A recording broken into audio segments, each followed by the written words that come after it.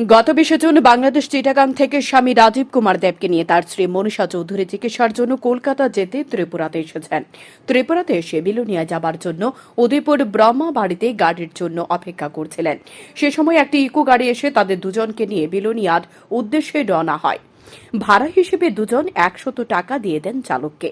গাড়ি চালক তাদের বিলোনিয়া বনকর ঘাটে স্বামী স্ত্রীকে গলা ধাক্কা দিয়ে গাড়ি থেকে নামিয়ে দেয় বলে অভিযোগ করেন মনীষা চৌধুরী। যাবার সময় গাড়ি চালক তাদের কাছ থেকে বাংলাদেশের 10,000 টাকা ও ভারতীয় 30,000 টাকা সহ আরো 200 টাকা নিয়ে গেছে গাড়ি চালক। তাই সমস্ত ঘটনা জানানোর জন্য উদয়পুর রাধাকিশোরপুর থানায় ছুটে আসেন।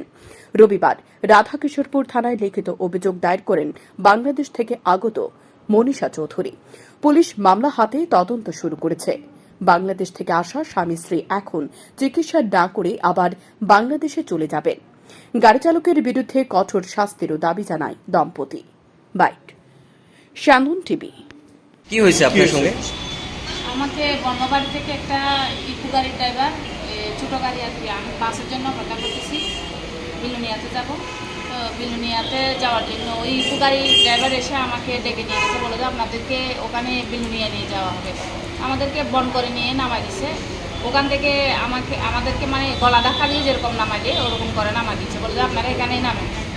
তো আমার ভাড়াটা কিন্তু আগে নেওয়া ছিল 50 টাকা করে, লোকাল ভাড়া নিবে বলছে। আমার হাতে ওই 100 টাকাটাই ছিল। আর আমি যখন গাড়িতে ছিলাম ওই অবস্থায় আমি ফোন করে বলতেছি, ও দাদাকে ফোন করে বলতেছি, আমাদেরকে তো বন্ধ করে নামাই দিচ্ছে, আমরা এখন কোথায় যাবো?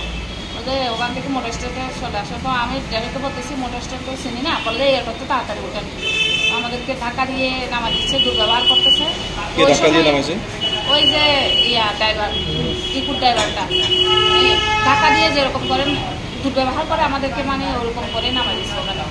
তো নামাই দেওয়ার সময় কিন্তু আমার কাঁধের সাথে ওই টাকার ব্যাগটা ছিল, একটা ব্যাগের ভিতরে ওটা চেনটা খোলা ছিল। ওই সময় ওই টাকাটা নিয়ে গেছে। কত টাকা ছিল ওখানে? ওখানে ছিল $200, তারপর বাংলা টাকা ছিল 10,000 টাকা, তারপরে ইন্ডিয়ান রুপি ছিল 30,000। এখন কি থানায় অভিযোগ জানাইছেন আপনারা? আমরা উদয়পুর থানায় অভিযোগ জানাইছি। আচ্ছা, আপনাদের বাড়ি কোনখানে? আমাদের বাড়ি হচ্ছে বাংলাদেশ চিটাগাং। চিটাগাং। কি কারণে আসছিলেন ইন্ডিয়াতে? আমার হাজব্যান্ড খুব অসুস্থ, ওনাকে চিকিৎসা করার জন্য কলকাতা যাব। তো ওখানে মাসির বাড়িতে মাসি অসুস্থ, মাসিকে একটু করে দেখতে এসেছিলাম। এখান থেকে রওনা দেব কলকাতা থেকে। নাম কি আপনার স্বামীর নাম কি? আমার স্বামীর নাম হচ্ছে রাজীব কুমার দেব। আপনার? আমার নাম হচ্ছে মনীষা। প্রথমবার কি এসেছেন ত্রিপুরাতে? এই প্রথমবারই আসছি, আমরা এখানে কিছু চিনি না।